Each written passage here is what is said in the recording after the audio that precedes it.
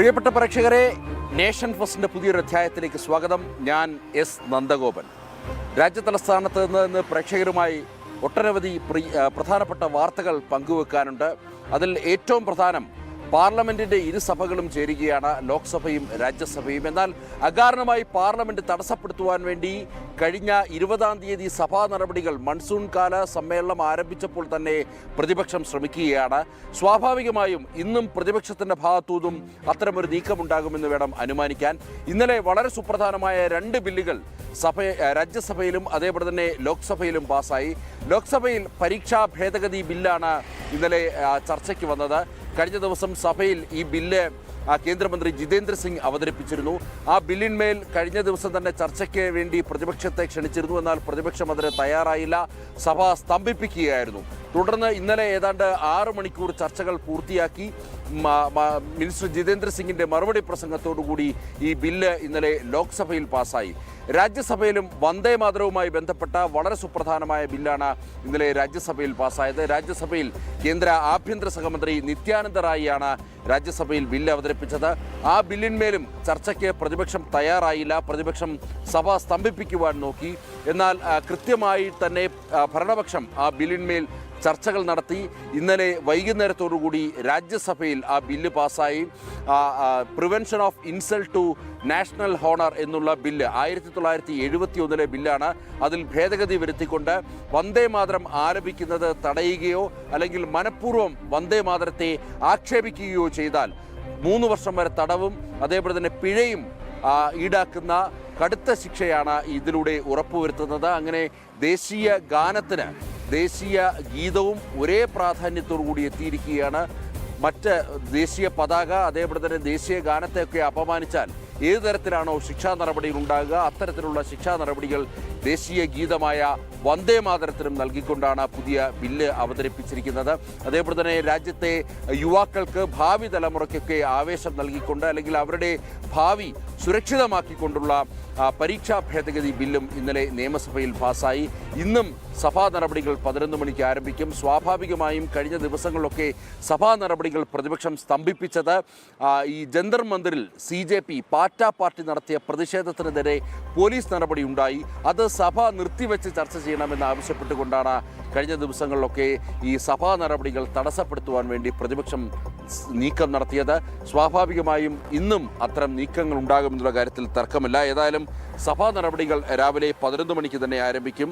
തുടർന്ന് നമുക്കിപ്പോൾ ലഭ്യമായ വിവരങ്ങളനുസരിച്ച് ഇതുമായി ബന്ധപ്പെട്ട് 0 അവറിൽ ചർച്ച ചെയ്യുവാൻ വേണ്ടി പ്രതിപക്ഷ നേതാക്കൾ ചില നോട്ടീസ് നൽകിയിട്ടുണ്ട്. ആ നോട്ടീസിലും പ്രതിപാദിക്കുന്നത് ഇതുതന്നെയാണ്. അതായത് സഭ നിർത്തിവെച്ചുകൊണ്ട് ജന്തർ മന്ദിറിലെ പോലീസ് നടപടികൾ ചർച്ച ചെയ്യണം എന്നുള്ളതാണ് പ്രധാനമായും ഇപ്പോൾ പ്രതിപക്ഷം ഉന്നയിക്കുന്ന ആവശ്യം. ഏതായാലും അതിന്മേൽ ഭരണപക്ഷം സർക്കാർ എന്ത് നിലപാടെടുക്കുമെന്നുള്ളത് നിർണായകമാകും. അതനുസരിച്ചാകും സഭാ നടപടികൾ മുന്നോട്ട് പോകുക. കഴിഞ്ഞ ഏതാനും ദിവസങ്ങളായി സഭ ആരംഭിച്ച് 11 മണിക്ക് സഭ ആരംഭിക്കുമ്പോൾ തന്നെ ഉടൻ തന്നെ പ്രതിപക്ഷം ബഹളം വെക്കുന്നു. സഭാ നടപടികൾ തടസ്സപ്പെടുന്ന ഒരു രീതിയാണ് നമുക്ക് കാണാൻ കഴിയുന്നത്. ഏതായാലും ഇന്നും അതുതന്നെയാണോ എന്നുള്ളത് നോക്കിക്കാണേണ്ടിയിരിക്കുന്നു. മറ്റൊരു പ്രധാനപ്പെട്ട വാർത്തയിലേക്ക് നോക്കിയാൽ ഉത്തരേന്ത്യയിൽ ശ്രാവണ മാസത്തിന് തുടക്കമായിരിക്കുകയാണ്. ഉത്തരേന്ത്യക്കാരെ സംബന്ധിച്ചിടത്തോളം വളരെ പുണ്യമാസമായി കരുതപ്പെടുന്ന മാസമാണ് ശ്രാവണ മാസം. ഈ ശ്രാവണ മാസത്തിലാണ് ഈ കാൻവാർ യാത്ര നടക്കുന്നത്. അതായത് കാവടി യാത്ര എന്ന് മലയാളത്തിൽ പറയാൻ കഴിയും. കാവടി യാത്ര എന്ന് ഉദ്ദേശിക്കുന്നത് ഈ ഗംഗാജലം കൊണ്ടുവന്ന് ശിവക്ഷേത്രങ്ങളിൽ ശിവലിംഗത്തിൽ അഭിഷേകം ചെയ്യുന്നതാണ്. ഹരിദ്വാറിലും ഋഷികേശിലുമൊക്കെ എത്തി അല്ലെങ്കിൽ ഗംഗാതീരം എവിടെയുണ്ടോ അവിടെ എത്തി ഈ ഭക്തജനങ്ങൾ ഈ ഗംഗാജലം അവിടുന്ന് ശേഖരിക്കുന്നു, കുടങ്ങളിൽ ശേഖരിക്കുന്നു. അത് തോളിൽ ചുമന്ന് കിലോമീറ്ററുകൾ താണ്ടി അടുത്തുള്ള അവരവരുടെ വീടിനടുത്തുള്ള ശിവക്ഷേത്രങ്ങളിലെത്തി അഭിഷേകം ചെയ്യുക എന്നുള്ളതാണ് ചടങ്ങ്. വലിയ ഒരു ചടങ്ങാണത്. അത് ഇതുമായി ബന്ധപ്പെട്ട് ആയിരക്കണക്കിന് 10,000-കണക്കിന് ഭക്തരാണ് ഈ കൻവാർ യാത്ര, കാവടി യാത്രയുടെ ഭാഗമാകുന്നത്. ഇനിയുള്ള ദിവസങ്ങളിലൊക്കെ തന്നെ ഈ ഹരിദ്വാർ ഋഷികേശിൽ നിന്നൊക്കെ ധാരാളം ഭക്തർ ഇത്തരത്തിൽ ഈ കൻവാർ യാത്രയുടെ ഭാഗമാകും. ഈ കൻവാർ യാത്രയുമായി ബന്ധപ്പെട്ട് ഒട്ടനവധി വിവാദങ്ങളും ഉടലെടുത്തിരിക്കുന്നു എന്നുള്ളതാണ്. അതായത് ഈ കൻവാർ യാത്ര കടന്നു വരുന്ന ഭാഗങ്ങളിലൊക്കെ തന്നെ ഈ ഹോട്ടലുകാർ നോൺ വെജ് ഭക്ഷണങ്ങൾ വിളമ്പുന്നു. അത് പലപ്പോഴും സംഘർഷത്തിനും മറ്റും കാരണമായിട്ടുണ്ട്. മാത്രമല്ല ഈ കൻവാർ യാത്രയിൽ പങ്കെടുക്കുന്നവർ അഹിന്ദുക്കളുടെ ഭക്ഷണശാലകളിൽ നിന്നും സാധാരണഗതിയിൽ ഭക്ഷണം കഴിക്കാറില്ല. അങ്ങനെ ഈ ഹോട്ടലിന് പുറത്ത് തങ്ങൾ ഹിന്ദുക്കളാണ് അല്ലെങ്കിൽ ഹിന്ദു നാമധാരികളായിട്ടുള്ള ആൾക്കാരുടെ ചിത്രങ്ങളും അതേപോലെ തന്നെ ദേവീദേവന്മാരുടെ ചിത്രങ്ങളും ഒക്കെ തന്നെ വെച്ച് ഇവർക്ക് ഭക്ഷണം വിളമ്പുകയാണ്. എന്നാൽ പലപ്പോഴും അത് ഹിന്ദുക്കളുടെ അല്ലെങ്കിൽ ഹിന്ദുമത വിശ്വാസികളുടെ പേരിലുള്ള അല്ലെങ്കിൽ അവരുടെ ഹോട്ടലുകളോ റെസ്റ്റോറൻറ്റുകളോ ആകില്ല. അവിടെ പലപ്പോഴും ഇത്തരം നോൺ വെജ് ഭക്ഷണങ്ങൾ മത്സ്യവും മാംസവും ഒക്കെ തന്നെ അവിടെ പാകം ചെയ്യാറുണ്ട്. അങ്ങനെ പലപ്പോഴും അത് സംഘർഷത്തിന് വഴി വെക്കുന്ന ഒരു സാഹചര്യവും ഉണ്ടായിട്ടുണ്ട്. മാത്രമല്ല ചില സന്ദർഭങ്ങളിലൊക്കെ ഈ കൻവാർ യാത്രയ്ക്ക് നേരെ ചില തീവ്ര ഇസ്ലാമിസ്റ്റുകൾ അക്രമം അഴിച്ചുവിടുന്നതും പതിവാണ്. അതുകൊണ്ട് വലിയ രീതിയിലുള്ള സുരക്ഷാ ക്രമീകരണങ്ങളാണ് ഈ കൻവാർ യാത്രയുമായി ബന്ധപ്പെട്ട് സർക്കാർ ഒരുക്കിയിരിക്കുന്നത്. പ്രത്യേകിച്ച് ഈ വിവിധ സംസ്ഥാനങ്ങൾ, അതായത് ഈ ഉത്തർപ്രദേശ് മാത്രമല്ല ഉത്തരാഖണ്ഡ് മാത്രമല്ല വിവിധ സംസ്ഥാനങ്ങൾ, ഡൽഹി അടക്കം ജാർഖണ്ഡ് അടക്കമുള്ള സംസ്ഥാനങ്ങളിലേക്ക് ഈ കൻവാർ യാത്ര നടക്കുന്നുണ്ട്. അല്ലെങ്കിൽ കൻവാർ യാത്രയുടെ ഭാഗമായി ഭക്തർ ഈ ഗംഗാജലം ശേഖരിച്ച് എത്താറുണ്ട്. അതുകൊണ്ട് ഈ സംസ്ഥാനങ്ങളിലൊക്കെ അതീവ സുരക്ഷയാണ് ഏർപ്പെടുത്തിയിരിക്കുന്നത്. ഇന്നിപ്പോൾ ശ്രാവണ മാസവുമായി ബന്ധപ്പെട്ട് ക്ഷേത്രങ്ങളിലൊക്കെ തന്നെയും വലിയ ഭക്തജന തിരക്ക് അനുഭവപ്പെടുന്നുണ്ട്. പ്രത്യേക ആരതികളും പൂജകളുമാണ് ക്ഷേത്രത്തിൽ നടക്കുന്നത്. വലിയ സുരക്ഷാ ക്രമീകരണങ്ങൾ ഇതിൻ്റെ ഭാഗമായി ക്ഷേത്രങ്ങളിൽ ഒരുക്കിയിട്ടുണ്ട്. പ്രത്യേകിച്ച് കാശി വിശ്വനാഥ ക്ഷേത്രം, അതേപോലെ തന്നെ അയോധ്യ ശ്രീരാമസ്വാമി ക്ഷേത്രത്തിലൊക്കെ തന്നെ വലിയ തിരക്കാണ് രാവിലെ മുതൽ തന്നെ അനുഭവപ്പെടുന്നത്. ഉജ്ജയിനിലെ മഹാകാളീശ്വർ ക്ഷേത്രം, ഇവിടങ്ങളിലൊക്കെ വലിയ ഭക്തജന തിരക്ക് അനുഭവപ്പെടുന്നുണ്ട്. ഭക്തജനങ്ങളുടെ അല്ലെങ്കിൽ ഉത്തരേന്ത്യക്കാരെ സംബന്ധിച്ചിടത്തോളം ഈ മാസം അതൊരു വ്രതത്തിൻ്റെ മാസമാണ്. സാധാരണ മലയാളികൾ വൃശ്ചിക മാസത്തിൽ എങ്ങനെയാണോ വ്രതമെടുക്കുന്നത് അതിന് സമാനമായ രീതിയിലുള്ള ഒരു വ്രതാനുഷ്ഠാനങ്ങളാണ് ഈ മാസങ്ങളിൽ, അതായത് ഇന്നു മുതൽ ഈ ഉത്തരേന്ത്യക്കാർ തുടർന്നു പോകുന്നത്. അങ്ങനെ കൻവാർ യാത്രയ്ക്കും തുടക്കമായിരിക്കുകയാണ്. ഒപ്പം തന്നെ ഈ ശ്രാവണ മാസത്തിനും തുടക്കമായിരിക്കുകയാണ്. ഇതുമായി ബന്ധപ്പെട്ട് ഇന്നലെ ഉത്തർപ്രദേശ് മുഖ്യമന്ത്രി യോഗി ആദിത്യനാഥ് പ്രത്യേക യോഗം വിളിച്ചിരുന്നു. സുരക്ഷാ ക്രമീകരണങ്ങൾ വിലയിരുത്തിയിരുന്നു. കൂടുതൽ മേഖലയിൽ, അതായത് ഇത്തരത്തിൽ സംഘർഷ സാധ്യതയുള്ള മേഖലകളിലൊക്കെ തന്നെ കൂടുതൽ പോലീസ് വിന്യാസം നടത്തിയിരിക്കുന്നു. ഡ്രോണുകൾ ഉപയോഗിച്ചുകൊണ്ടുള്ള നിരീക്ഷണങ്ങൾ നടക്കുന്നുണ്ട്. അതേപോലെ തന്നെ കർശനമായിട്ടുള്ള പരിശോധനകൾ പല മേഖലകളിലും നടക്കുന്നുണ്ട്. ഈ ഹർ ഹർ മഹാദേവ്, അതേപോലെ തന്നെ ബം ബം പോലെ വിളികളാൽ മുഖരിതമാകും ഇനിയുള്ള ദിനങ്ങൾ ഈ ഉത്തരേന്ത്യയിൽ എന്നുള്ള കാര്യത്തിൽ തർക്കമില്ല. ഏതായാലും അതുമായി ബന്ധപ്പെട്ട് വിവിധ സംസ്ഥാനങ്ങളിൽ യോഗം ചേർന്നുകൊണ്ട് സുരക്ഷാ ക്രമീകരണങ്ങളും മറ്റും വിലയിരുത്തിയിരുന്നു. ഡൽഹി മുഖ്യമന്ത്രി രേഖ ഗുപ്തയും പ്രത്യേക യോഗം വിളിച്ച് ഡൽഹിയിലെ സുരക്ഷാ ക്രമീകരണങ്ങളും മറ്റും വിലയിരുത്തിയിരുന്നു. അതേപോലെ തന്നെ ഈ കൻവാർ യാത്ര കടന്നു വരുന്ന വഴികളിൽ ഈ ഹോട്ടലുകളിലും മറ്റും കൃത്യമായ പരിശോധനകൾ നടക്കുന്നു. ഡൽഹി ഡെറാഡൂൺ എക്സ്പ്രസ് വേ പൂർണ്ണമായും കൻവാർ യാത്ര അതുവഴി പോകരുത് എന്നുള്ള കർശനമായ നിർദ്ദേശം നൽകിയിട്ടുണ്ട്. ഒരു കാരണവശാലും ഗതാഗത തടസ്സം സൃഷ്ടിക്കരുത് എന്നുള്ളതും നിർദ്ദേശിച്ചിട്ടുണ്ട്. ഈ കൻവാർ യാത്ര നടക്കുന്ന അവസരങ്ങളിലൊക്കെ വലിയ ഗതാഗത കുരുക്ക് അനുഭവപ്പെടാറുണ്ട്. പ്രത്യേകിച്ച് ഈ ഹരിദ്വാർ ഋഷികേശ് മേഖലകളിലും അതേപോലെ തന്നെ ഡൽഹി രാജ്യതലസ്ഥാനത്തുമൊക്കെ വലിയ രീതിയിലുള്ള ഒരു ഗതാഗത കുരുക്ക് അനുഭവപ്പെടാറുണ്ട്.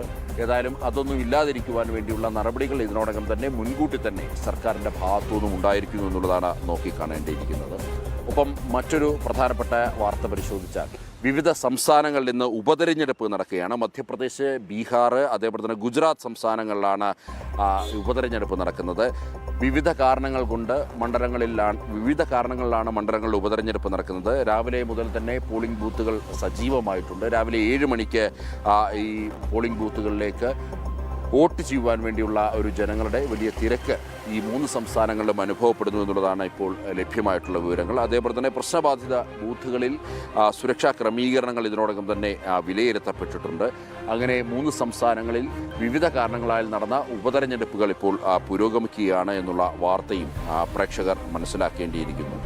ഒപ്പം അയോധ്യയെ സംബന്ധിച്ചിട്ടുള്ള ഒരു പ്രധാനപ്പെട്ട വാർത്തയുണ്ട്. നമുക്കറിയാം, അയോധ്യ ശ്രീരാമസ്വാമി ക്ഷേത്രത്തിൽ ഒരു കാണിക്ക കൊള്ള നടന്നിരിക്കുന്നുണ്ടായിരുന്നു. ആ കാണിക്ക കൊള്ളയുമായി ബന്ധപ്പെട്ട് ഇതിനോടകം തന്നെ 8 പേരുടെ അറസ്റ്റ് രേഖപ്പെടുത്തിയിട്ടുണ്ട്. ഈ അറസ്റ്റിന് പുറമെ ഏതാണ്ട് 81 ലക്ഷം രൂപ ഇത് തിരിച്ചു പിടിക്കുകയും ചെയ്തിട്ടുണ്ട്. കൃത്യമായി പറഞ്ഞു കഴിഞ്ഞാൽ ഈ കാണിക്ക എണ്ണുന്ന സമയത്താണ് ഈ പണം അപഹരിക്കപ്പെട്ടത്. ഇത് ക്ഷേത്ര ട്രസ്റ്റ് കണ്ടെത്തിയിരുന്നു. ഈ ക്ഷേത്ര ട്രസ്റ്റ് ഇത് കണ്ടെത്തിയതിന് പിന്നാലെ തന്നെ ഈ പരാതിയൊക്കെ നൽകുന്നതിന് മുമ്പായി തന്നെ ഈ കാണിക്ക പണം മോഷ്ടിച്ചവരിൽ നിന്നും ഈ പണം ഈടാക്കി എന്നുള്ളതാണ്. അവരിൽ നിന്നും ഈ പണം തിരിച്ചു പിടിക്കുവാൻ വേണ്ടി ട്രസ്റ്റ് തയ്യാറായി. അതിനുശേഷമാണ് ട്രസ്റ്റ് ഉത്തർപ്രദേശ് പോലീസിന് പ്രത്യേക പരാതി നൽകുകയും ഉത്തർപ്രദേശ് പോലീസ് ഒരു സ്പെഷ്യൽ ഇൻവെസ്റ്റിഗേഷൻ ടീം SIT രൂപീകരിച്ച് ഈ അയോധ്യ വിഷയത്തിൽ ഒരു അന്വേഷണവുമായി രംഗത്തെത്തുകയും ചെയ്തത്. അങ്ങനെയാണ് 8 പേരുടെ അറസ്റ്റ് രേഖപ്പെടുത്തിയിരിക്കുന്നത്. ഈ കേസിൽ കൂടുതൽ അന്വേഷണത്തിനായി ഉത്തർപ്രദേശ് സർക്കാരിൻ്റെ ഈ അന്വേഷണ സംഘത്തിന് അപേക്ഷ നൽകിയത് ക്ഷേത്രം ട്രസ്റ്റ് തന്നെയാണ് എന്നുള്ളത് പ്രിയപ്പെട്ട പ്രേക്ഷകർ വിസ്മരിക്കരുത്. അതായത് ക്ഷേത്രം ട്രസ്റ്റിൽ ഇതിൽ പങ്കില്ല എന്നുള്ളതാണ് മനസ്സിലാക്കേണ്ടിയിരിക്കുന്നത്. മറിച്ച് ചില ജീവനക്കാർ നടത്തിയ തട്ടിപ്പായിരുന്നു ഇത് എന്നുള്ളതാണ് പ്രിയപ്പെട്ട പ്രേക്ഷകർ മനസ്സിലാക്കേണ്ടത്. ഇതുമായി ബന്ധപ്പെട്ട് ഇതിൻ്റെ ധാർമ്മിക ഉത്തരവാദിത്തം ഏറ്റെടുത്തുകൊണ്ട് ക്ഷേത്രത്തിൻ്റെ ജനറൽ സെക്രട്ടറി ചമ്പത് റായും അതേപോലെ തന്നെ ട്രസ്റ്റി അനിൽ മിശ്രയും പദവികൾ രാജിവെച്ചിരുന്നു എന്നുള്ളതും ശ്രദ്ധേയമാണ്. ഇവർ തന്നെയാണ്, അതായത് ചമ്പത് റായി ഒരു കത്ത് നൽകിയിട്ടാണ് ഇതുമായി ബന്ധപ്പെട്ടുള്ള ഒരു അന്വേഷണത്തിലേക്ക് കടന്നത്. അതായത് കൃത്യമായി പറഞ്ഞു കഴിഞ്ഞാൽ ജൂൺ 4-നായിരുന്നു ഈ തട്ടിപ്പ് നടന്നത്.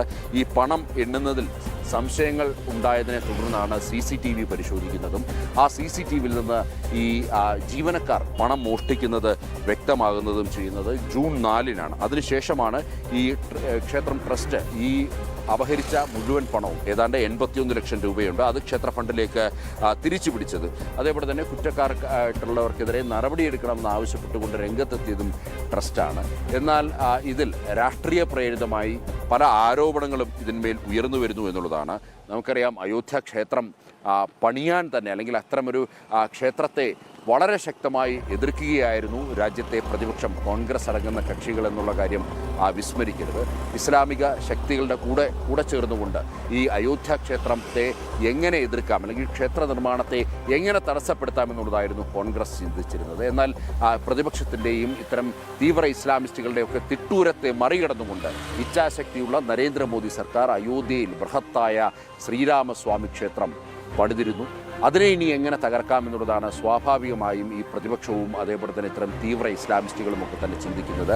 അതുകൊണ്ട് തന്നെ ക്ഷേത്രത്തിൽ നടന്ന ഈ കൊള്ളയെ മറ്റൊരു തരത്തിലേക്ക് ചിത്രീകരിക്കുവാൻ വേണ്ടിയുള്ള ശ്രമങ്ങൾ നടന്നിരുന്നു എന്നുള്ളതും യാഥാർത്ഥ്യമാണ്. അതായത് ക്ഷേത്രം ട്രസ്റ്റ് അറിഞ്ഞുകൊണ്ടാണ് ഇത്തരമൊരു കൊള്ള നടത്തിയത് എന്നുള്ളതാണ്, അല്ലെങ്കിൽ അത്തരമൊരു നരേഷൻ ഉണ്ടാക്കുവാൻ വേണ്ടി ഈ തീവ്ര ഇസ്ലാമിസ്റ്റുകളും അതേപോലെ തന്നെ കോൺഗ്രസ് അടങ്ങുന്ന പ്രതിപക്ഷ സഖ്യങ്ങളും ശ്രമിച്ചിരുന്നു എന്നുള്ളതാണ് യാഥാർത്ഥ്യം. അതിൻ്റെ ഭാഗമായിട്ട് ഒട്ടനവധി വ്യാജ കഥകൾ സമൂഹത്തിനിടയിലേക്ക് പ്രചരിക്കുകയുണ്ടായി. മാധ്യമങ്ങൾ വലിയ രീതിയിൽ വേട്ടയാടാൻ ശ്രമിച്ചു. എന്നാൽ അതിനെയൊക്കെ തന്നെ അതിജീവിച്ചുകൊണ്ട് ഇപ്പോൾ എന്താണ് യാഥാർത്ഥ്യം എന്നുള്ളത് ക്ഷേത്രം ട്രസ്റ്റ് തന്നെ തുറന്നു കാട്ടുന്നു. അന്വേഷണ സംഘം ഇതിനോടകം തന്നെ എന്താണ് സംഭവിച്ചത് എന്നുള്ളതും കൃത്യമായി തന്നെ വ്യക്തമാക്കിയിട്ടുണ്ട്. ഏതായാലും ഈ വിഷയത്തിൽ ക്ഷേത്രം ട്രസ്റ്റിന് യാതൊരുവിധ പങ്കും ഇല്ല എന്നുള്ളതാണ് നോക്കിക്കാണേണ്ടത്. മറിച്ച് അതിൽ ചില ജീവനക്കാർക്കായിരുന്നു ഇതിൽ പങ്കുണ്ടായിരുന്നത്. അവരാണ് ഇത്തരം ചില തട്ടിപ്പുകൾ നടത്തിയത് എന്നുള്ളതാണ് മനസ്സിലാക്കേണ്ടിയിരിക്കുന്നത്. ഏതായാലും മറ്റൊരു പ്രധാനപ്പെട്ട വാർത്ത പരിശോധിച്ചാൽ മഴ രാജ്യത്തിൻ്റെ പല ഭാഗങ്ങളിലും വലിയ രീതിയിലുള്ള പ്രളയക്കെടുതിക്ക് കാരണമായിരിക്കുകയാണ്. പ്രത്യേകിച്ച് അസമിൽ ഇപ്പോൾ ഈ ജീവൻ നഷ്ടപ്പെട്ടവരുടെ എണ്ണം ഉയർന്നു വരികയാണ്. ഉത്തരാഖണ്ഡിലെ ചമോലിയിൽ മണ്ണിടിച്ചിലുണ്ടായിരിക്കുകയാണ്. അതേപോലെ തന്നെ മഹാരാഷ്ട്രയിൽ ഇന്ന് വിവിധ ജില്ലകളിൽ റെഡ് അലേർട്ട് പ്രഖ്യാപിച്ചിരിക്കുകയാണ്. ഡൽഹി, ഞാനിപ്പോൾ നിൽക്കുന്ന രാജ്യതലസ്ഥാനത്ത് മേഘാവൃതമാണ് അന്തരീക്ഷം. ഇന്നലെ അതിശക്തമായ മഴയുണ്ടായിരുന്നു. ഇന്നിപ്പോൾ രാവിലെ ഏതാണ്ട് മൂടിക്കെട്ടിയ ഒരവസ്ഥയാണ്. ഇനിയിപ്പോൾ നമ്മൾ അസമിലെ വിവരങ്ങൾ കൂടുതൽ പരിശോധിച്ചാൽ അസമിൽ മരണപ്പെട്ടവരുടെ എണ്ണം വർദ്ധിച്ചു വരുന്ന ഒരു സാഹചര്യമാണ് നിലനിൽക്കുന്നത്. ഏതാണ്ട് 78 പേരുടെ മരണം ഇതിനോടകം തന്നെ സ്ഥിരീകരിച്ചിട്ടുണ്ട്. അവിടെ മഴ അല്പം ശമിച്ചു നിൽക്കുകയാണ്. മഴ ഇന്നലെയോടുകൂടി മഴയുടെ അളവിൽ കുറവുണ്ടായിട്ടുണ്ട്. അതേസമയം ഈ അസമിൻ്റെ ദുഃഖമായിട്ടുള്ള നദികൾ കരകവിഞ്ഞ് ഒഴുകുകയാണ്. ബ്രഹ്മപുത്ര നദിയും അതിൻ്റെ കൈവരികളും ഒക്കെ തന്നെ വലിയ രീതിയിൽ നിറഞ്ഞു കവിഞ്ഞ് പുറത്തേക്ക് ഒഴുകുന്നു. അത് വലിയ രീതിയിലുള്ള പ്രളയക്കെടുതികൾ രൂക്ഷമാകുന്നു. ഈ ജനങ്ങൾക്ക് അവരുടെ വീടുകളിലേക്ക് തിരിച്ചു ചെല്ലാൻ കഴിയാത്തൊരു സാഹചര്യമാണ്. വീടുകളിലൊക്കെ തന്നെ ചെളികളും ഇഴജന്തുക്കളെയും കൊണ്ടൊക്കെ തന്നെ നിറഞ്ഞിരിക്കുകയാണ്. ഏതായാലും NDRFും SDRFും സംസ്ഥാന പോലീസ് സേനയും ഫയർഫോഴ്സും ഒക്കെ തന്നെ വളരെ സജീവമായി തന്നെ ഈ രക്ഷാപ്രവർത്തനത്തിനും മറ്റും രംഗത്തുണ്ട്. അതുകൊണ്ട് തന്നെ ഈ വീട് വിട്ടുപോയ വീട്ടുകാർക്കൊക്കെ വലിയ താമസമില്ലാതെ അവിടേക്ക് കടന്നു വരാൻ സാധിക്കുമെന്നുള്ളതാണ്. ഏതാണ്ട് 7 ജില്ലകളോളം പൂർണ്ണമായും തകിടം മറിഞ്ഞൊരവസ്ഥയാണ് ഈ പ്രളയക്കെടുതിയിലൂടെ. ഏതാണ്ട് ലക്ഷക്കണക്കിന് ആൾക്കാർ, കൃത്യമായി പറഞ്ഞു കഴിഞ്ഞാൽ 4 ലക്ഷത്തിലധികം ആൾക്കാർ വീടുകളിലും മറ്റും വിട്ടുപോയി ദുരിതാശ്വാസ ക്യാമ്പുകളിൽ താമസിക്കേണ്ട ഒരു സ്ഥിതിയാണുള്ളത്. ഏതായാലും അവരൊക്കെ ഉടനടി മടങ്ങി വരും എന്നുള്ളത് പ്രത്യാശിക്കേണ്ടിയിരിക്കുന്നു. ഒപ്പം നേരത്തെ സൂചിപ്പിച്ച പോലെ ഉത്തരാഖണ്ഡിൽ മഴ ശക്തമായി നിലനിൽക്കുന്നതിനാൽ തന്നെ പലയിടങ്ങളിലും മണ്ണിടിച്ചിൽ റിപ്പോർട്ട് ചെയ്യുകയാണ്. ഈ മണ്ണിടിച്ചിലിനെ തുടർന്ന് ചാർധാം യാത്ര താൽക്കാലികമായി നിർത്തിവെക്കേണ്ടി വന്നിരിക്കുകയാണ്. മണ്ണ് ഇടിഞ്ഞ മേഖലകൾ വീണ്ടും ഗതാഗത യോഗ്യമാക്കുവാനുള്ള ശ്രമങ്ങൾ സർക്കാരിൻ്റെ ഭാഗത്തുനിന്നും ഇതിനോടകം തന്നെ നടന്നിട്ടുണ്ട്. മണ്ണുമാന്തി യന്ത്രമൊക്കെ ഉപയോഗിച്ച് ആ വഴി ക്ലിയർ ചെയ്യുവാനുള്ള നടപടികളിലേക്ക് കടന്നിരിക്കുകയാണ്. അത് ഈ ബദരി നാഷണൽ ഹൈവേയിലാണ് ഈ മണ്ണിടിച്ചിലുണ്ടായത്. അതുകൊണ്ട് തന്നെ ബദരി യാത്ര ഇപ്പോൾ തടസ്സപ്പെട്ടിരിക്കുകയാണ്. വരും മണിക്കൂറുകളിൽ വീണ്ടും ഈ യാത്ര പുനരാരംഭിക്കാൻ കഴിയുമെന്നുള്ളതാണ് വിലയിരുത്തപ്പെടുന്നത്. ഏതായാലും ഉത്തരാഖണ്ഡ് മുഖ്യമന്ത്രി പുഷ്കർ സിംഗ് ധാമയുടെ നേതൃത്വത്തിൽ ഇന്ന് രാവിലെ തന്നെ പ്രത്യേക യോഗം ചേർന്നിരുന്നു. സ്ഥിതിഗതികൾ വിലയിരുത്തിയിരുന്നു. വരും മണിക്കൂറുകളിലും ഉത്തരാഖണ്ഡിൽ അതിശക്തമായ മഴയുണ്ടാകാനുള്ള സാധ്യതയാണ് പ്രവചിച്ചിരിക്കുന്നത്. അതുകൊണ്ട് തന്നെ തീർത്ഥാടകരും യാത്രക്കാരുമൊക്കെ തന്നെ ജാഗ്രത പാലിക്കണമെന്നുള്ള നിർദ്ദേശം ഇതിനോടകം തന്നെ സർക്കാരിൻ്റെ ഭാഗത്തു നിന്നും ഉണ്ടായിരിക്കുന്നുണ്ട്. ഈ രാത്രികാലങ്ങളിലുള്ള യാത്ര പൂർണ്ണമായും ഒഴിവാക്കണമെന്നുള്ളതാണ് സർക്കാർ വ്യക്തമാക്കിയിരിക്കുന്നത്. ഏതായാലും ഇന്നിപ്പോൾ പകൽ സമയങ്ങളിലും അതിശക്തമായ മഴ ഈ ഉത്തരാഖണ്ഡ് മേഖലയിൽ പ്രവചിച്ചിട്ടുണ്ട്. പ്രളയ സാധ്യതകളുണ്ട്, മണ്ണിടിച്ചിൽ സാധ്യതകളുണ്ട്. ജാഗ്രത പാലിക്കണം. മുഴുവൻ ജനങ്ങളും സുരക്ഷിത സ്ഥാനങ്ങളിലേക്ക് മാറണമെന്നുള്ളതാണ് ഇപ്പോൾ ഉത്തരാഖണ്ഡ് സർക്കാർ നൽകിയിരിക്കുന്ന വിവരം. പ്രിയപ്പെട്ട പ്രേക്ഷകരെ, നമുക്കറിയാം ഒരു കാലഘട്ടത്തിൽ മാവോയിസം, ഇടതുപക്ഷ തീവ്രവാദം രാജ്യത്തെ വലിയ രീതിയിൽ പിടിച്ചുകുലുക്കിയിരുന്നു. പ്രത്യേകിച്ച് മധ്യപ്രദേശ്, ജാർഖണ്ഡ്, അങ്ങനെ ഒട്ടനവധി സംസ്ഥാനങ്ങൾ ഈ മാവോയിസ്റ്റ് ഭീകരവാദം മൂലം വലഞ്ഞിരുന്നൊരു സന്ദർഭമുണ്ടായിരുന്നു. എന്നാൽ സ്ഥിതിഗതികൾ മാറിമറിയുകയാണ്. കേന്ദ്ര സർക്കാരിൻ്റെ ഇച്ഛാശക്തി കൊണ്ട് തന്നെ ഈ മാവോയിസം പൂർണ്ണമായും തുടച്ചു നീക്കുവാൻ വേണ്ടിയുള്ള നടപടികൾ ഇതിനോടകം തന്നെ ആരംഭിച്ചു. അത് ഏതാണ്ട് 95% പൂർത്തീകരിച്ചു എന്ന് വേണം മനസ്സിലാക്കാൻ. ജാർഖണ്ഡിലെ ബസ്തർ അടക്കമുള്ള മേഖലകളിലൊക്കെ നിന്നൊക്കെ മാവോയിസം പൂർണ്ണമായും ഒഴിഞ്ഞു മാറുന്ന ഒരു സ്ഥിതിയാണുള്ളത്. അതായത് കാടുകളിലേക്ക്, വനാന്തരങ്ങളിലേക്ക് വികസന പ്രവർത്തനങ്ങൾ കൊണ്ടിരിക്കുന്നു, അല്ലെങ്കിൽ എത്തിക്കുവാൻ വേണ്ടി നരേന്ദ്രമോദി സർക്കാരിന് സാധിക്കുന്നു എന്നുള്ളതാണ്. ഈ മാവോയിസം വിട്ട് മുഖ്യധാരയിലേക്ക് മടങ്ങി വരുന്നവർക്ക് അവർക്ക് ഭാവിയിൽ സുരക്ഷിതമായി ജീവിക്കുവാനുള്ള എല്ലാ വിഭവങ്ങളും വസ്തുക്കളുമൊക്കെ നരേന്ദ്രമോദി സർക്കാർ നൽകുന്നു. അതായത് ഒരു കൈത്തൊഴിൽ ഇവരെ, ഈ മാവോയിസം വിട്ട് മടങ്ങി വരുന്നവർക്ക് അവരെ ഒരു കൈത്തൊഴിൽ പഠിപ്പിക്കുന്നു, അവരെ അതിലേക്ക് കടത്തിവിടുന്നു, അവർക്ക് പുതിയ വീടുകൾ നൽകുന്നു, താമസിക്കുവാൻ വീട്ടിനുള്ളിലേക്ക് വേണ്ട കാര്യങ്ങളൊക്കെ അതാത് സർക്കാരുകൾ നൽകുന്നു. അങ്ങനെ ഇവർക്ക്, ഈ മാവോയിസം വിട്ട് വരുന്നവർക്ക് വേണ്ടിയുള്ള എല്ലാ സഹകരണങ്ങളും നരേന്ദ്രമോദി സർക്കാരിൻ്റെ ഭാഗത്തു നിന്നും ചെയ്ത് നൽകുന്നു. അതുകൊണ്ട് തന്നെ വലിയ രീതിയിൽ മാവോയിസ്റ്റുകൾ കീഴടങ്ങുകയാണ് സർക്കാരിന് മുന്നിലേക്ക്. അവർ ആയുധം വെച്ച് കീഴടങ്ങുന്ന ഒരു സന്ദർഭത്തിൽ അവർക്ക് വേണ്ട എല്ലാ കാര്യങ്ങളും ചെയ്തു കൊടുക്കുവാൻ വേണ്ടി സർക്കാർ തയ്യാറാകുന്നു എന്നുള്ളതാണ്. എന്നാൽ ഇപ്പോൾ ഈ ഒരു ഇടതുപക്ഷ തീവ്രവാദത്തിനെതിരെ കേന്ദ്ര സംസ്ഥാന സുരക്ഷാ ഏജൻസികളുടെ ഒരു ചരിത്ര വിജയമുണ്ടായിരിക്കുകയാണ്. അതായത് 1 കോടി രൂപ ഇനാം പ്രഖ്യാപിച്ച പ്രമുഖ മാവോയിസ്റ്റ് തലവൻ Misir ബെർസ അറസ്റ്റിലായിരിക്കുകയാണ്. CPI Maoist polit bureau അംഗവും കേന്ദ്ര കമ്മിറ്റി നേതാവുമായ ഭാസ്കറും പിടിയിലായിരിക്കുകയാണ്. ജാർഖണ്ഡിലെ മനിയാദി ഏരിയയിൽ CRPFും പോലീസും നടത്തിയ അതിസാഹസികമായ നീക്കമാണ് ഫലം കണ്ടിരിക്കുന്നത്. രാജ്യത്തിൻ്റെ ആഭ്യന്തര സുരക്ഷയ്ക്ക് വലിയ വെല്ലുവിളി ഉയർത്തിയിരുന്ന ഒരു വലിയ ഭീകര ശൃംഖലയാണ് ഇപ്പോൾ ഈ കടുത്ത പ്രഹരം നൽകിക്കൊണ്ട് അവരെ പിടിയിലാക്കുവാൻ വേണ്ടി കഴിഞ്ഞിരിക്കുന്നത്. കേന്ദ്ര സർക്കാരിൻ്റെ കൃത്യമായ ദൃഢമായിട്ടുള്ളൊരു തീരുമാനം, സുരക്ഷാ സേനകളുടെ ഏകോപന പ്രവർത്തനവുമാണ് ഈ മാവോയിസ്റ്റുകളുടെ വേരറക്കുവാൻ വേണ്ടി സഹായിച്ചത്. അതായത് തലയ്ക്ക് 1 കോടി രൂപ വില പ്രഖ്യാപിച്ച മാവോയിസ്റ്റ് ഭീകരനെ കീഴടക്കാൻ സാധിച്ചു. ലക്ഷങ്ങൾ വിലയിട്ട മാവോയിസ്റ്റ് ഭീകരരെ കീഴടക്കാൻ സാധിച്ചു എന്നുള്ളതാണ് ഇന്നത്തെ ഏറ്റവും പ്രധാനപ്പെട്ട വാർത്തയായി നമ്മൾ നോക്കേണ്ടത്. അതായത് മാവോയിസം രാജ്യത്ത് നിന്നും പൂർണ്ണമായും തുടച്ചു നീക്കാൻ പ്രതിജ്ഞാബദ്ധമാണ് നരേന്ദ്രമോദി സർക്കാർ എന്നുള്ളത് ഓർക്കുക. ആ പ്രതിജ്ഞയുടെ ഭാഗമായി, അല്ലെങ്കിൽ ആ ലക്ഷ്യത്തിൻ്റെ ഭാഗമായി തന്നെ വലിയ വികസനങ്ങൾ ഈ മേഖലയിലേക്ക് എത്തി നോക്കുന്നു. ആ വികസനത്തിൻ്റെ ഭാഗമായി ജനങ്ങൾ ഈ മാവോയിസം, ഈ ഭീകരവാദം വിട്ട് പൂർണ്ണമായും മുഖ്യധാരയിലേക്ക് കടന്നു വരുന്നു എന്നുള്ളതാണ് മനസ്സിലാക്കേണ്ടത്. ഏതായാലും മറ്റൊരു പ്രധാനപ്പെട്ട വാർത്ത ദക്ഷിണേന്ത്യയിൽ നിന്നാണ്. നമുക്കറിയാം, കാവേരി നദീജലവുമായി ബന്ധപ്പെട്ടുള്ള തർക്കങ്ങൾ അത് ഇപ്പോൾ അടുത്തിടെയായി ഉടലെടുത്തതല്ല, കാലാകാലങ്ങളായി ഈ തർക്കം നിലനിൽക്കുന്നു എന്നുള്ളതാണ് നോക്കിക്കാണേണ്ടത്. തമിഴ്നാടും കർണാടകയും തമ്മിലുള്ള ഈ നദീജല തർക്കം വലിയ സംഘർഷങ്ങളിലേക്കും ഹർത്താലുകളുടെ മറവിൽ വലിയ അക്രമങ്ങളിലേക്കുമൊക്കെ തന്നെ വഴിവെച്ചിരുന്നു എന്നുള്ളതാണ് നോക്കിക്കാണേണ്ടത്. എന്നാൽ കഴിഞ്ഞ ഏതാണ്ട് 12 വർഷക്കാലമായി നരേന്ദ്രമോദി സർക്കാരിൻ്റെ കൃത്യമായ ഇടപെടൽ, അല്ലെങ്കിൽ നരേന്ദ്രമോദി സർക്കാർ ഇടനില നിന്നുകൊണ്ട് കൃത്യമായ പരിഹാരം അതിന് ഈ കഴിഞ്ഞ വർഷങ്ങളിലൊക്കെ കാണിക്കാൻ സാധിച്ചു. ഏതായാലും കർണാടകയിൽ വലിയ വരൾച്ച നേരിടുമ്പോൾ തമിഴ്നാടിന് കൂടുതൽ നദീജലം ലഭ്യമാക്കുന്നു എന്നുള്ളതാണ് ഇപ്പോൾ കർണാടകയിലെ ജനങ്ങളുടെ ഒരു പ്രധാനപ്പെട്ട പരാതി. കാവേരി ജല റെഗുലേഷൻ കമ്മിറ്റിയുടെ തീരുമാനത്തിനെതിരെ കർണാടകയിൽ വലിയ പ്രതിഷേധം ഇപ്പോൾ ഉയരുന്നുണ്ട്. ബംഗളൂരുവിൽ ഉൾപ്പെടെ വിവിധ മേഖലകളിൽ കുടങ്ങളുമേന്തി കന്നഡ സംരക്ഷണ വേദി പ്രവർത്തകരാണ് ഈ പ്രതിഷേധം സംഘടിപ്പിക്കുന്നത്. തമിഴ്നാടിന് വെള്ളം തുറന്നു നൽകുവാനുള്ള ഉത്തരവ് പിൻവലിക്കണമെന്നുള്ളതാണ് പ്രധാനമായും ഇവർ ആവശ്യപ്പെടുന്നത്. സംസ്ഥാനത്തെ ജലക്ഷാമം ചൂണ്ടിക്കാട്ടി തെരുവിലിറങ്ങി പ്രതിഷേധിക്കുകയാണ് കൂടുതൽ കന്നഡ സംഘടനകൾ എന്നുള്ളതാണ് മനസ്സിലാക്കേണ്ടത്.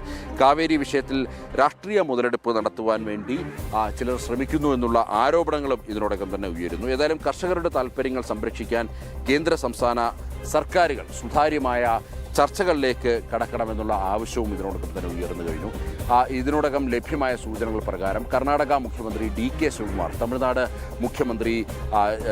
മുഖ്യമന്ത്രിയുമായും കൂടിക്കാഴ്ച നടത്തുമെന്നുള്ളതാണ് അറിയാൻ കഴിയുന്നത്. അതായത് DK ശിവകുമാറും വിജയും തമ്മിൽ ഒരു ചർച്ച നടത്തി, വളരെ സുതാര്യമായ ചർച്ച നടത്തി ഇതിന്മേലൊരു പരിഹാരം കണ്ടെത്താൻ സാധിക്കുമെന്നുള്ളതാണ് ഇപ്പോൾ വിലയിരുത്തപ്പെടുന്നത്. ഏതായാലും കർണാടകയിൽ സർക്കാരിനെതിരെയാണ് ഇപ്പോൾ പ്രധാനമായും, അവിടുത്തെ കോൺഗ്രസ് സർക്കാരിനെതിരെയാണ് ഇപ്പോൾ ജനരോക്ഷം ഉയരുന്നത്. അതായത് കർണാടകയിലെ ജനങ്ങൾ വളരെ കൃത്യമായി പറഞ്ഞു കഴിഞ്ഞാൽ അവിടെ ജലക്ഷാമം കൊണ്ട് കർണാടകയിലെ ജനങ്ങൾ പൊറുതിമുട്ടുമ്പോൾ, പല മേഖലകളിലും വലിയ രീതിയിലുള്ള വരൾച്ച അനുഭവപ്പെടുമ്പോൾ അവിടുത്തെ ജനങ്ങളെ കൺസിഡർ ചെയ്യാതെ, അവരെ പരിഗണിക്കാതെ കർണാടക സർക്കാർ കാവേരി നദീജലം തമിഴ്നാടിന് കൂടുതലായി ലഭ്യമാക്കുന്നു എന്നുള്ളതാണ് പ്രധാനമായും ഉയരുന്ന പരാതി.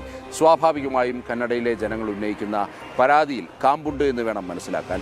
അവിടുത്തെ ജനങ്ങൾ പട്ടിണി കിടക്കുമ്പോൾ, അല്ലെങ്കിൽ അവിടുത്തെ കുട്ടികൾക്ക് കുടിവെള്ളം കിട്ടാതിരിക്കുമ്പോൾ, അവിടുത്തെ കർഷകർക്ക് ആവശ്യമായ കാർഷിക വൃത്തിക്ക് വേണ്ട ജലം ലഭ്യമല്ലാതിരിക്കുമ്പോൾ മറ്റൊരു സംസ്ഥാനം അവിടുത്തെ നദീജലം കൊണ്ടുപോവുക എന്ന് പറയുമ്പോൾ സ്വാഭാവികമായും അവിടെ പ്രതിഷേധങ്ങൾ ഉയരുന്നുണ്ട്. ആ പ്രതിഷേധങ്ങളാണ് ഇപ്പോഴും ഈ കർണാടകയുടെ വിവിധ ഭാഗങ്ങളിൽ നടക്കുന്നത്. മുൻപ് വലിയ രീതിയിലുള്ള അക്രമങ്ങളും തീവെപ്പും ഒക്കെ തന്നെ നടന്നിരുന്നൊരു കാലഘട്ടം ഈ കാവേരി നദീജലത്തെ സംബന്ധിച്ച്, അല്ലെങ്കിൽ അതുമായി ബന്ധപ്പെട്ടുണ്ടായിരുന്നു എന്നുള്ളത് പ്രിയപ്പെട്ട പ്രേക്ഷകർ വിസ്മരിക്കരുത്. ഏതായാലും ഇപ്പോൾ അത്തരം അക്രമങ്ങളൊന്നുമില്ല എന്നുള്ളതും പ്രേക്ഷകർ ഓർക്കുക. ഏതായാലും ഇതുമായി ബന്ധപ്പെട്ട് വളരെ സുതാര്യമായ ചർച്ച വേണമെന്നുള്ളതാണ് ഇപ്പോൾ പ്രധാനമായും ഉയരുന്ന ആവശ്യം. ആ ചർച്ചയ്ക്ക് രണ്ട് സംസ്ഥാനങ്ങളിലും ഒരുപക്ഷെ മുൻകൈയെടുത്തേക്കും. കേന്ദ്ര സർക്കാരിൻ്റെ ഈ വിഷയത്തിലുള്ള നിലപാടുകൾ നിർണായകമാകുമെന്നുള്ളതാണ് മനസ്സിലാക്കേണ്ടത്.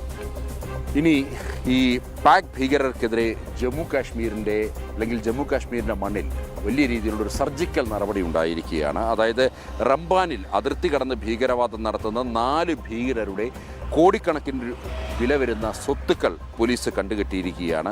UAPA നിയമപ്രകാരമാണ് പോലീസിൻ്റെ ഈ നടപടി ഉണ്ടായിരിക്കുന്നത്. പാകിസ്ഥാനിലും POKയിലും ഇരുന്ന്, അതായത് പാക് അധീന കശ്മീരിലും ഇരുന്ന് ഭാരതത്തിനെതിരെ ഗൂഢാലോചന നടത്തുന്ന ഭീകരർക്ക് കനത്ത പ്രഹരമുണ്ടായിരിക്കുകയാണ്.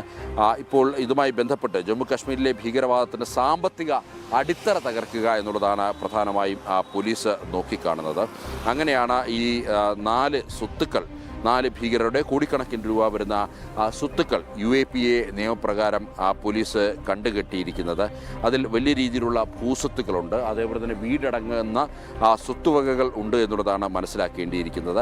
ഇതിൻ്റെ ഭാഗമായിട്ടാണ് ഈ റംബാൻ ജില്ലയിൽ 4 പ്രമുഖരുടെ 4 ഭീകരവാദികളുടെ ഈ ഭൂസ്വത്തുക്കളടക്കം പോലീസ് കണ്ടുകെട്ടിയിരിക്കുന്നത്. നേരത്തെ ഇതുമായി ബന്ധപ്പെട്ട് നോട്ടീസും മറ്റും നൽകിയിരുന്നു. എന്നാൽ കൃത്യമായ മറുപടി ലഭ്യമായിട്ടില്ല എന്നുള്ളതാണ്. ഇതിൻ്റെ അടിസ്ഥാനത്തിൽ പ്രധാനമായും ഈ സ്വത്തുക്കൾ കണ്ടുകെട്ടുവാൻ വേണ്ടി സർക്കാർ തീരുമാനിച്ചത്. നരേന്ദ്രമോദി സർക്കാരിൻ്റെ സീറോ ടോളറൻസ് നയത്തിൻ്റെ ഭാഗമായി കശ്മീരിൽ ഭീകരത, അല്ലെങ്കിൽ കാശ്മീരിൽ ഈ ഭീകരതയ്ക്ക് വേണ്ടി എത്തിക്കുന്ന സാമ്പത്തിക സ്രോതസ്സുകൾ അത് പൂർണ്ണമായും അടച്ചിരിക്കുകയാണ് പോലീസ് എന്നുള്ളതാണ് മനസ്സിലാക്കേണ്ടിയിരിക്കുന്നത്.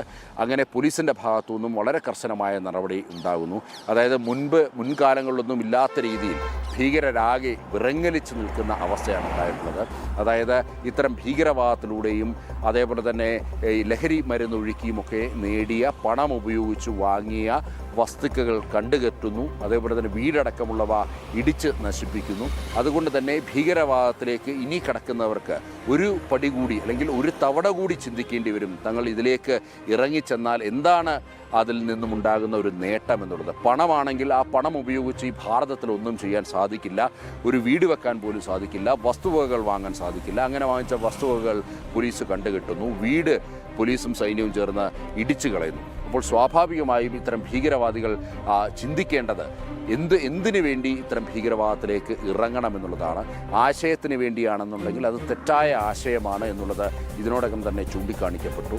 പണത്തിന് വേണ്ടിയാണെങ്കിൽ ആ പണം കൊണ്ട് യാതൊരുവിധ ഉപയോഗവുമില്ല എന്നുള്ളതും ഭീകരർ മനസ്സിലാക്കേണ്ടിയിരിക്കുന്നു. ഇത് ഇനിയിപ്പോൾ ജമ്മു കാശ്മീരിൽ നിന്ന് നമുക്ക് നേരെ മഹാരാഷ്ട്രയിലേക്ക് പോയാമെങ്കിൽ അവിടെ ഈ ഭാവി തലമുറയുടെ ആരോഗ്യം സംരക്ഷിക്കുക എന്നതിന് വളരെ മുൻഗണന നൽകുന്നു. ഇതിൻ്റെ അടിസ്ഥാനത്തിൽ മഹാരാഷ്ട്രയിലെ വിദ്യാലയങ്ങളിൽ ചോക്ലേറ്റ്, ചിപ്സ്, അതേപോലെ തന്നെ ശീതളപാനീയങ്ങൾ എന്നിവ പൂർണ്ണമായും നിരോധിച്ചിരിക്കുകയാണ്. സർക്കാരിൻ്റെ ഭാഗത്തു നിന്നും, ഇച്ഛാശക്തിയുള്ള ഒരു സർക്കാരിൻ്റെ ഭാഗത്തു നിന്നും എടുത്ത ചടുലമായ തീരുമാനമാണ് അത്. നമുക്കറിയാം, ഈ പൊണ്ണത്തടിയും അതേപോലെ തന്നെ മറ്റ് ആരോഗ്യ പ്രശ്നങ്ങളും കാരണം കുട്ടികൾ വല്ലാതെ വിഷമിക്കുന്ന ഒരു കാലഘട്ടമാണ്. ഈ കുട്ടികൾ ഈ പൊണ്ണത്തടി മറ്റ് ആരോഗ്യ പ്രശ്നങ്ങളിലേക്കും വഴിവെക്കുന്നു എന്നുള്ളതാണ് യാഥാർത്ഥ്യം. ഇത് കൃത്യമായി പഠിച്ചുകൊണ്ടാണ് മഹാരാഷ്ട്ര സർക്കാർ ഇത്തരത്തിൽ കടുത്ത ഒരു തീരുമാനത്തിലേക്ക് എത്തിയിരിക്കുന്നത്. ഈ പോഷകസമൃദ്ധമായ പരമ്പരാഗത ഭക്ഷണശീലങ്ങളെ പ്രോത്സാഹിപ്പിക്കുക കൂടി എന്നുള്ള ഒരു ലക്ഷ്യം കൂടി ഈ സർക്കാരിൻ്റെ ഇപ്പോൾ ഈ പുതിയൊരു ഉത്തരവിൽ ഉണ്ട് എന്നുള്ളതാണ്. അതായത് വരും തലമുറയെ ആരോഗ്യമുള്ളവരാക്കി മാറ്റുവാൻ വേണ്ടി പ്രധാനമന്ത്രിയുടെ ഫിറ്റ് ഇന്ത്യ ദർശനത്തിന് കരുത്തേകുക എന്നുള്ളതാണ് പ്രധാനമായും ഇപ്പോൾ മഹാരാഷ്ട്ര സർക്കാർ ചെയ്തിരിക്കുന്നത്. ഇവിടെ ഈ സ്കൂളുകളിലും അതേപോലെ തന്നെ സ്കൂളുകളുടെ പരിസരങ്ങളിലും ലഭിക്കുന്ന ജങ്ക് ഫുഡുകൾ കുട്ടികൾ ഉണ്ടാക്കുന്ന ദോഷകരമായ ആരോഗ്യ പ്രശ്നങ്ങൾ കൃത്യമായി തന്നെ മഹാരാഷ്ട്ര സർക്കാർ പഠിച്ചിരുന്നു. അങ്ങനെയാണ് സ്കൂളുകളിൽ മാത്രമല്ല സ്കൂളുകളുടെ പരിസരങ്ങളിലും ഇത്തരം ജങ്ക് ഫുഡുകൾ, ചോക്ലേറ്റുകൾ, അതേപോലെ തന്നെ ഈ കുപ്പികളിലെത്തുന്ന മറ്റ് ഈ ജ്യൂസ് അടക്കമുള്ളവ ഒന്നും തന്നെ ലഭ്യമാക്കരുത് എന്നുള്ള കൃത്യമായ ഒരു ഉത്തരവ് ഇപ്പോൾ സർക്കാരിൻ്റെ ഭാഗത്തു നിന്നും ഉണ്ടായിരിക്കുന്നത്. അങ്ങനെ വളരെ കൃത്യമായ ഒരു തീരുമാനം, അല്ലെങ്കിൽ കുട്ടികളുടെ ഭാവി തലമുറയെ കരുതിക്കൊണ്ട് വളരെ കൃത്യമായ ഒരു തീരുമാനമാണ് ഇപ്പോൾ സർക്കാരിൻ്റെ ഭാഗത്തു നിന്നും ഉണ്ടായിരിക്കുന്നത്. ഇനി മറ്റൊരു പ്രധാനപ്പെട്ട വാർത്തയിലേക്ക് പോകുമെങ്കിൽ മഹാരാഷ്ട്രയിൽ ഗവർണറുടെ പേരിൽ ഒരു വൻ തട്ടിപ്പ് നടന്നിരിക്കുകയാണ്. നമുക്കറിയാം, റെയിൽവേയിൽ എമർജൻസി കോട്ട എന്ന് പറയുന്നൊരു സിസ്റ്റമുണ്ട്. മന്ത്രിമാർക്കും MLA മാർക്കും അതേപോലെ തന്നെ റെയിൽവേ ജീവനക്കാർക്കുമൊക്കെ തന്നെ പെട്ടെന്ന് സഞ്ചരിക്കുവാൻ വേണ്ടി, അടിയന്തര ഘട്ടങ്ങളിൽ പോകുവാൻ വേണ്ടി എമർജൻസി കോട്ട ലഭ്യമാകുന്നുണ്ടായിരുന്നു. ഇപ്പോൾ ഗവർണറുടെ പേരിൽ ഗവർണറുടെ EQ എമർജൻസി കോട്ട നൽകാമെന്ന് വാഗ്ദാനം ചെയ്തുകൊണ്ട് പണം വാങ്ങുന്നു. ഇത്തരം പണം ഉപയോഗിച്ച് ഇവർ ടിക്കറ്റ് നൽകുകയും ചെയ്യുന്നു. എന്നാൽ വ്യാജ സീലും ഒപ്പും മറ്റും ഉപയോഗിച്ചാണ് ഇത്തരത്തിൽ എമർജൻസി കോട്ട ലഭ്യമാകുന്നത് എന്നുള്ളതാണ്. ഈ കേസിലെ മുഖ്യ സൂത്രധാരൻ ഉൾപ്പെടെ 5 പേരെ ഇപ്പോൾ ഈ മഹാരാഷ്ട്ര പോലീസ് വലയിലാക്കിയിരിക്കുകയാണ്. രാജ്യത്ത് ഉടനീളം ഏതാണ്ട് ഇവർക്ക് 200ഓളം ഏജന്റുമാരുണ്ടായിരുന്നു. ഈ 200ഓളം ഏജന്റുമാർ വഴി ഇവർ ടിക്കറ്റ് നൽകിയിരുന്നു എന്നുള്ളതാണ്. ഇതുവഴി അവർ കോടിക്കണക്കിന് രൂപ സമ്പാദിച്ചു എന്നുള്ളതും പോലീസ് കണ്ടെത്തിയിട്ടുണ്ട്. ഏതായാലും ഇവർക്കെതിരെ കർശന നടപടിയുമായി ഇപ്പോൾ മഹാരാഷ്ട്ര പോലീസ് മുന്നോട്ട് പോവുകയാണ്. ഇനി മറ്റൊരു ദുഃഖകരമായ വാർത്ത, ഈ രാജ്യതലസ്ഥാനത്ത് നിന്ന് ഒരു ദാരുണമായ സംഭവം ഉണ്ടായിരിക്കുകയാണ്. കേശവപുരത്ത് ഒരു 20കാരിയായ യുവതിക്ക് വെടിയേറ്റ് അവർ മരിച്ചിരിക്കുകയാണ്. ആസാദ്പൂർ സ്വദേശിയും അതേപോലെ തന്നെ കെട്ടിടത്തിലെ പകൽ സമയ കെയർ ടേക്കറുമായ ജ്യോതിയാണ് ദാരുണമായി കൊല്ലപ്പെട്ടത്. ഈ കെട്ടിടത്തിന് 3ാം നിലയിലെ മുറിയിൽ തലയ്ക്ക് വെടിയേറ്റ നിലയിൽ രക്തത്തിൽ കുളിച്ചാണ് ഇവരുടെ മൃതദേഹം കണ്ടെത്തിയത്. അവിടുത്തെ തന്നെ കെയർ ടേക്കറും ഇവരുടെ സുഹൃത്തുമായിട്ടുള്ള സൗരഭ് എന്ന യുവാവിനെ കേന്ദ്രീകരിച്ചാണ് ഇപ്പോൾ ഡൽഹി പോലീസ് അന്വേഷണം നടത്തുന്നത്. നിലവിൽ ഇയാൾ ഒളിവിലാണ്. എന്താണ് ഈ കൊലപാതകത്തിന് പിന്നിലുണ്ടായ കാരണം, ഇതിൽ ഈ പ്രതി ഈ പെൺകുട്ടിയെ കൊലപ്പെടുത്തുവാനുണ്ടായ ചേതോ വികാരം എന്താണ് എന്നുള്ളത് പോലീസിനെയും മനസ്സിലാക്കേണ്ടിയിരിക്കുന്നു. ഏതെങ്കിലും തരത്തിലുള്ള പ്രേമ നൈരാശ്യമാണോ അല്ലെങ്കിൽ മറ്റേതെങ്കിലും സാമ്പത്തിക ഇടപാടുകളാണോ, അങ്ങനെയൊക്കെ പോലീസ് അന്വേഷിച്ച് വരികയാണ്. ഏതായാലും ഇപ്പോൾ ഈ മൃതദേഹം കണ്ടെത്തിയിരിക്കുന്നു. മൃതദേഹം പോസ്റ്റ്മോർട്ടത്തിനായി ആശുപത്രിയിലേക്ക് മാറ്റിയിരിക്കുന്നു. ഇപ്പോൾ സമയം ഏതാണ്ട് 8:30 നേഷൻ ഫസ്റ്റിൻ്റെ സമയം അവസാനിക്കുന്നു. കൂടുതൽ വാർത്തകളുമായി പ്രേക്ഷകരുടെ മുന്നിലേക്ക് വരും മണിക്കൂറുകളിലെത്താം. ഇപ്പോൾ തൽക്കാലം വിടവാങ്ങുന്നു. ഞാൻ S. നന്ദഗോപൻ.